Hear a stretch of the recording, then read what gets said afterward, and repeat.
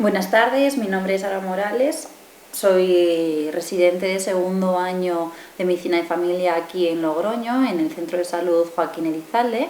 Y bueno, ya podéis disculpar que tiene unos problemas a la hora de retransmitir en directo, así que bueno, he decidido grabarme por segunda vez.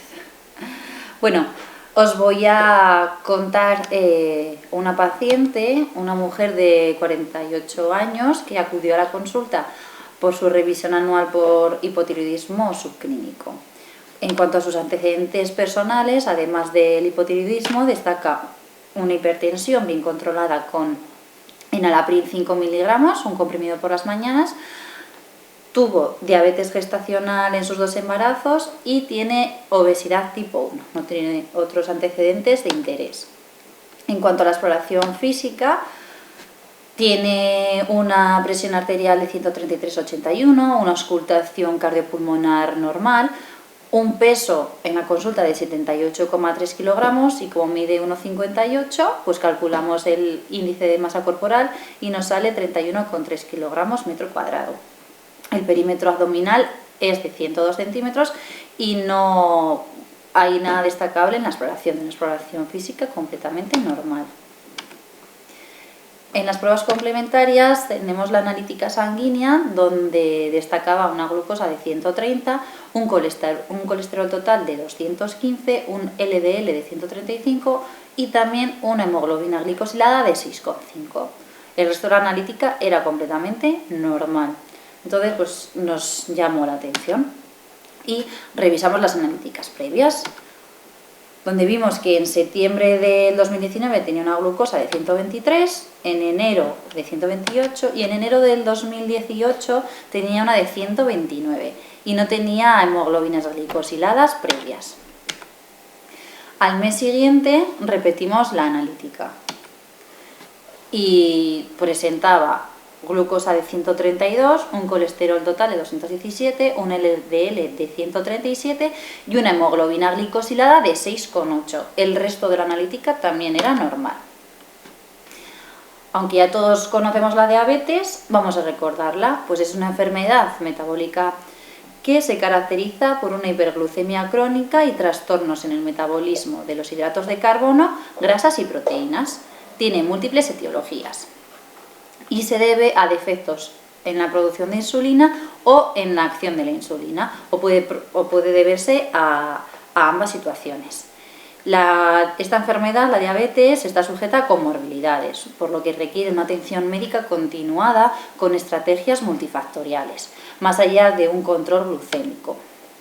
Podemos clasificar la diabetes en 4 tipos. La diabetes mellitus tipo 1, que es la que se conocía como diabetes infantil o juvenil, se debe a una destrucción autoinmune de las células beta del páncreas. Entonces hay una deficiencia casi absoluta de la producción de insulina. Se decía que era de los niños porque era más frecuente en niños, donde los síntomas más frecuentes son polidipsia, poliuria, polifagia y pérdida de peso. Pero también se ha visto que en los adultos también son diagnosticados de diabetes tipo 1, aunque estos síntomas son menos frecuentes. En la diabetes tipo 2, conocida como la de adultos, se debe a una progresiva disminución en la secreción de insulina, una secreción inadecuada de insulina debido a la resistencia hacia esta. Y bueno, aunque era más frecuente en adultos, también hay niños que tienen diabetes tipo 2 y jóvenes. En cuanto a la diabetes mellitus gestacional, es la diabetes diagnosticada en el segundo y tercer trimestre del embarazo, en embarazadas que previamente no estaban diagnosticadas de diabetes. Y las diabetes por otras causas, otros trastornos más específicos, podría ser la diabetes monogénica, diabetes debido a enfermedad de pancreáticas exocrinas, debido a toma de fármacos como glucocorticoides, el tratamiento para el VIH, tratamiento inmunosupresor.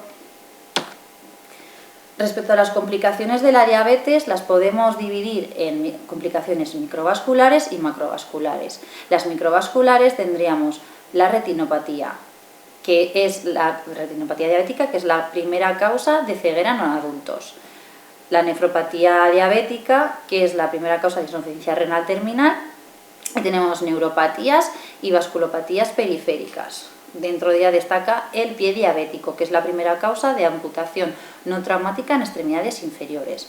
Y en cuanto a las macrovasculares, tenemos las enfermedades cardiovasculares y las enfermedades cerebrovasculares. Los diabéticos tienen más mortalidad y más riesgo de sufrir eventos cerebrovasculares y cardiovasculares.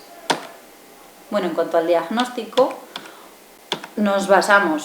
para el diagnóstico nos vamos a basar o en las glucemias en ayunas o en la prueba de tolerancia a la glucosa, que es valorar la glucosa a las 2 horas tras haber ingerido 75 gramos de glucosa diluidos en agua, o en la hemoglobina glicosilada.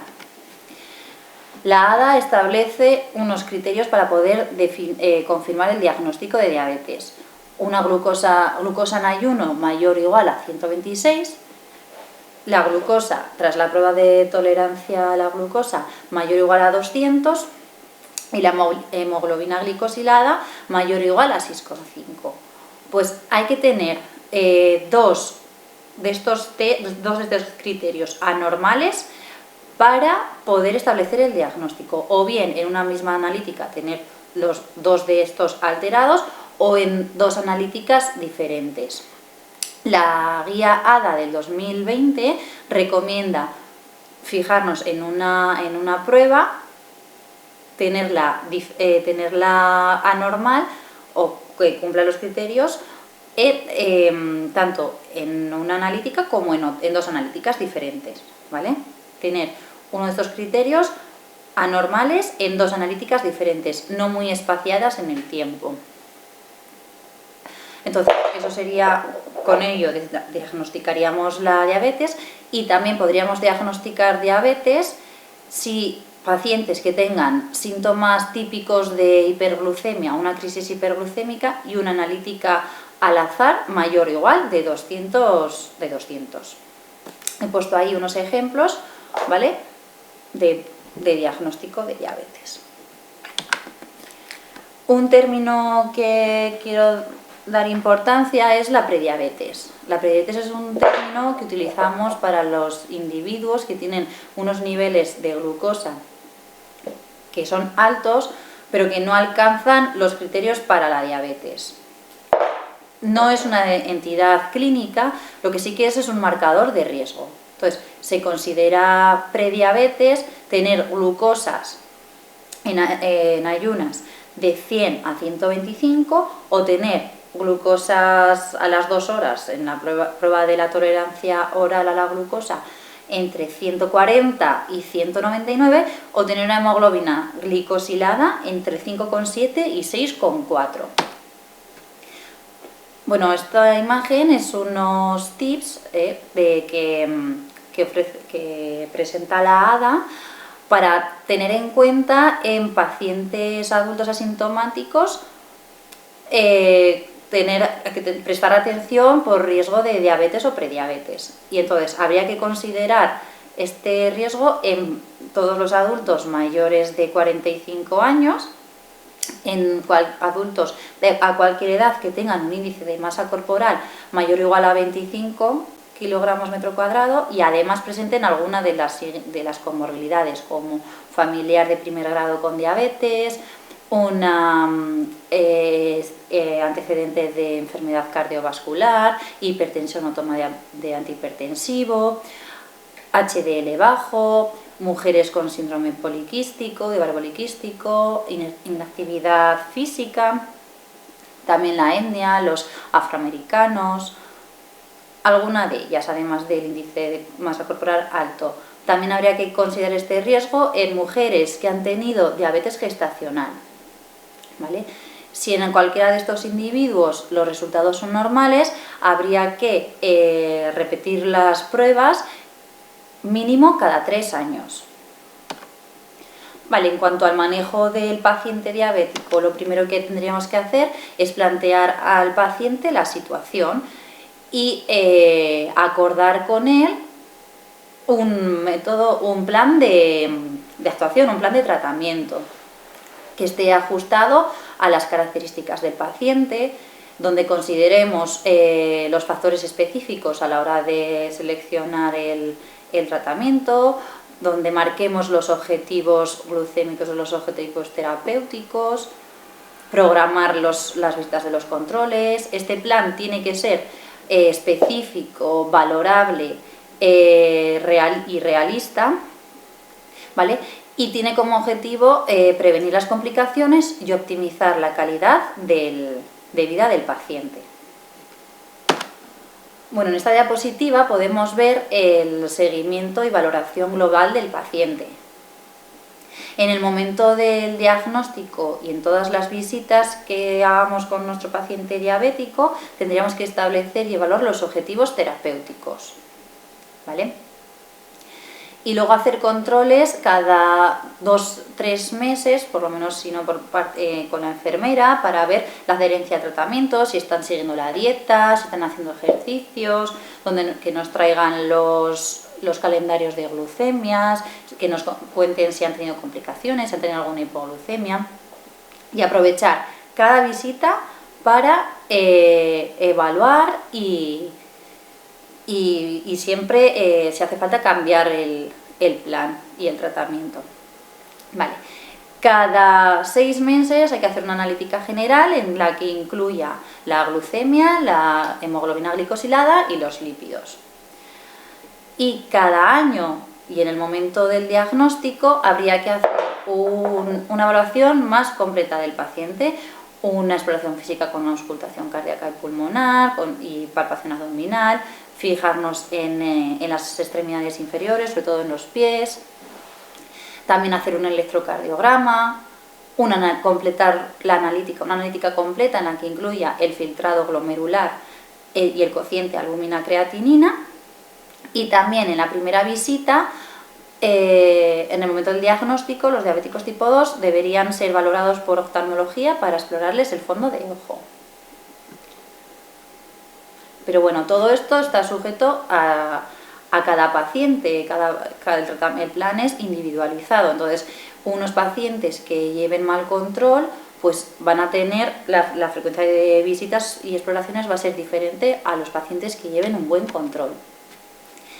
Estos son una evaluación integral que ofrece la ADA para hacer en la visita inicial, en las visitas de continuación y en la visita anual de los pacientes diabéticos. Una evaluación integral muy completa, con antecedentes personales y familiares sobre la diabetes, complicaciones de la diabetes, el estilo de vida del paciente, la medicación que toma, cómo la toma, qué método utiliza o va a usar o ha utilizado para el autocontrol de sus glucemias, cómo está llevando el tratamiento, si tiene ansiedad, si tiene algún síntoma de depresión, hacer una exploración física y analítica sanguínea, ¿vale?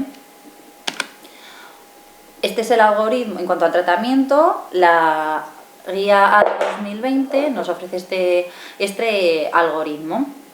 En la primera línea de tratamiento estarían las medidas de intervención en el estilo de vida, en la alimentación y en la actividad física, que les dan mucha importancia. Si no se controlan con estas medidas, habría que iniciar el tratamiento con metformina.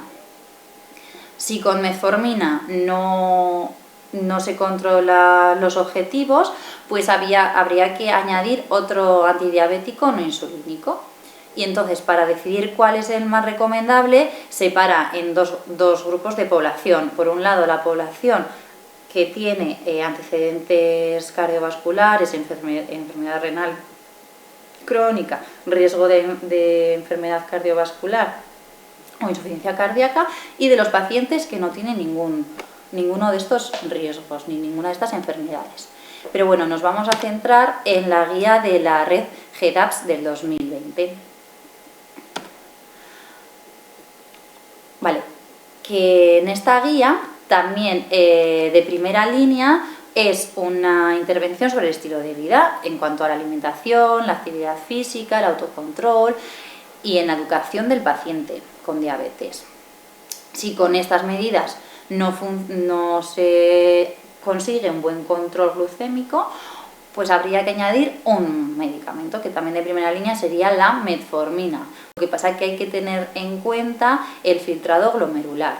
Si tiene un filtrado menor de 45, habría que reducir a la mitad de la dosis de metformina.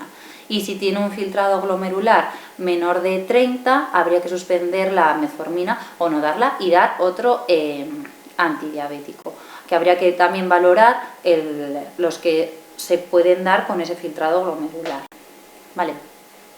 En cuanto a la enfermedad cardiovascular establecida, insuficiencia cardíaca, los que se han demostrado que mejor respuesta tienen son el inhibidor del cotransportador sodio-glucosa 2, como la empagliflozina, ¿vale? Y los análogos de los receptores de péptidos similares al glucagón, como la semaglutida, ¿vale? Estos son los únicos que han demostrado evidencia de que reducen los eventos cardiovasculares. Y también son de indicación en la obesidad estos últimos porque favorecen la reducción de peso, ¿vale? Bueno, si con estos antidiabéticos no se consigue los objetivos glucémicos, con la metformina añadiendo otro, habría que añadir un tercero y hasta un cuarto, y si no se consigue habría que añadir insulina basal. También nos presentan en el algoritmo la posibilidad de añadir, escoger el tratamiento según los objetivos glucémicos, ¿vale? Según los objetivos de la hemoglobina glicosilada. Pero bueno, es más recomendable y ahí debe predominar la elección de tratamientos según los condicionantes clínicos del paciente.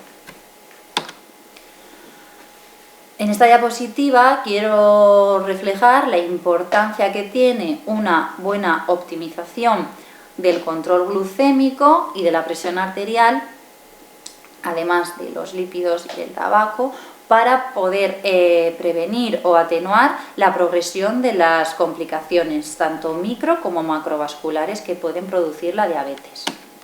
Bueno, volviendo a nuestro caso, recordamos que era una mujer de 48 años, hipertensa, en tratamiento con enalapril, con obesidad tipo 1 y con diabetes gestacional en sus 2 embarazos. Si recordamos también lo que hemos dicho antes de la diabetes, de los pacientes con riesgo de tener prediabetes y diabetes, pues nuestra paciente cumple todos, casi todos. Tiene más de 45 años, tiene un índice de masa corporal de más de 25 kilogramos metro cuadrado y hipertensión arterial. Además, tuvo diabetes gestacional. Por tanto, nuestra paciente tiene prediabetes.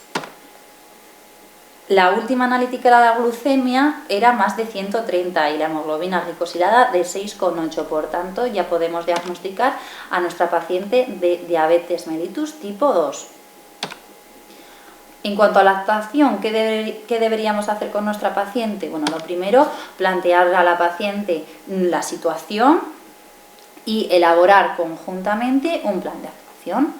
Habría que hacer una intervención sobre el estilo de vida, insistir sobre una buena alimentación con una dieta mediterránea, reduciendo las grasas trans y saturadas, aumentando el omega 3, la fibra, para que consiga una pérdida de peso de entre el 5 y 7%. Hay que incentivar a realizar actividad física. Se recomienda mínimo 150 minutos a la semana sin que haya más de 2 días de inactividad. Tampoco fumar. Iniciaríamos el tratamiento con metformina. Además, hemos visto que la analítica tenía un LDL de 137 y en la anterior analítica también era alto. Nuestra paciente, por diabética hipertensa, el objetivo del LDL sería menos de 70, por lo que añadiríamos una estatina de intensidad moderada.